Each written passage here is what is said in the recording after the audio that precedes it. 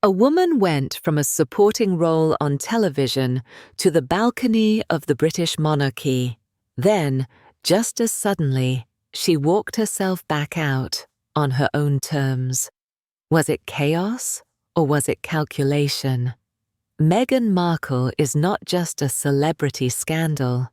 She is a case study in how a woman can climb into the rarest rooms in the world and then pivot before those same rooms can consume her. Here is the paradox that fuels her story. The higher a woman rises, the louder the world insists she doesn't belong there. Meghan broke an invisible rule that women may be admired but not self-authored. The monarchy expected gratitude and silence. She chose narrative and design, and that refusal is why she will be studied long after the gossip fades. Look first at her preparation.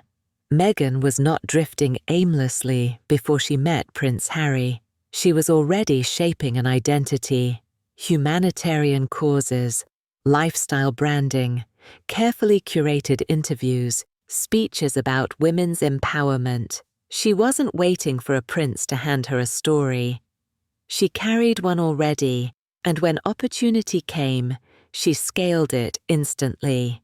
This is the first rule of social climbing. Write the role before you are invited to play it. When the doors open, you walk in already scripted.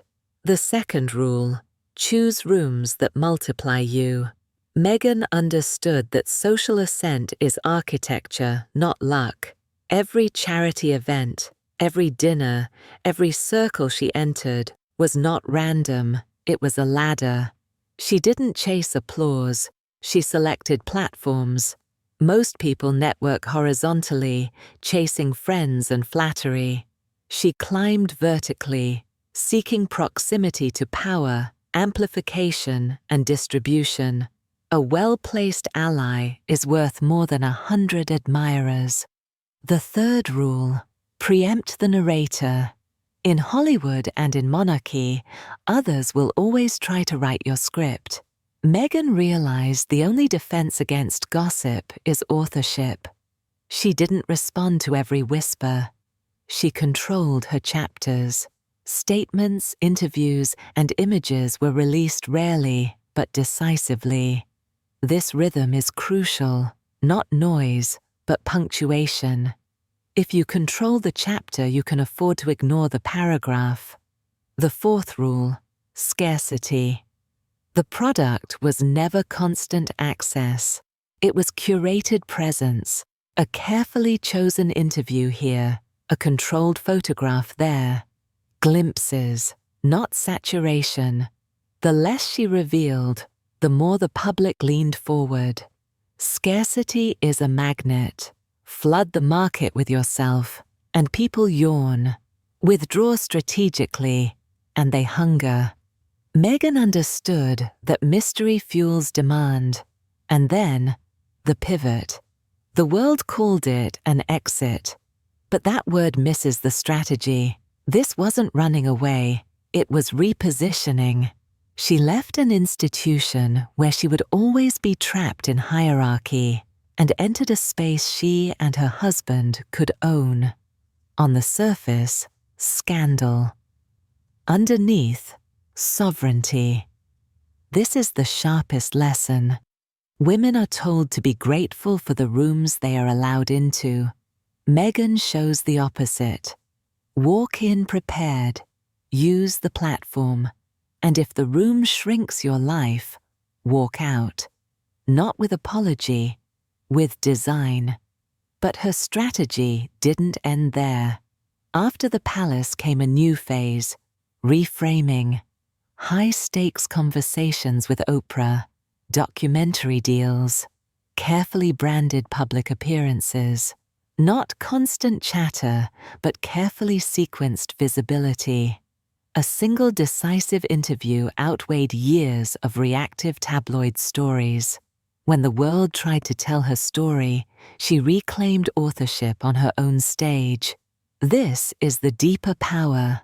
When you design your platforms, critics become free publicity. The Meghan Markle effect is this: Fascination and fury are twins.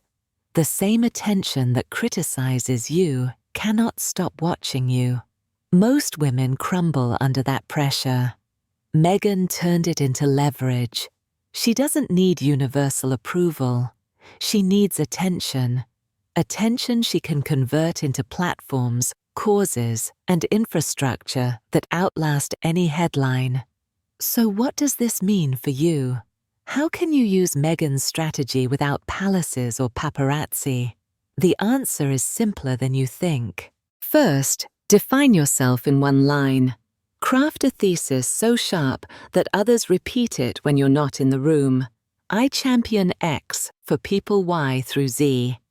If you don't define yourself, someone else will, and they will write you smaller than you are. Meghan was already known as an advocate and humanitarian before the crown. That narrative cushioned her when she pivoted. Build your thesis now, not when you need it. Second, choose your allies like architects choose materials. Not every friend is a ladder. Some are just mirrors, reflecting you back without moving you forward. Every relationship you cultivate should either sharpen your competence or extend your reach.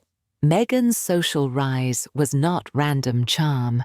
It was structured alliances. Third, curate your visibility. You do not need to be everywhere. You need to be somewhere, deliberately. Appear rarely, but when you do, appear with weight.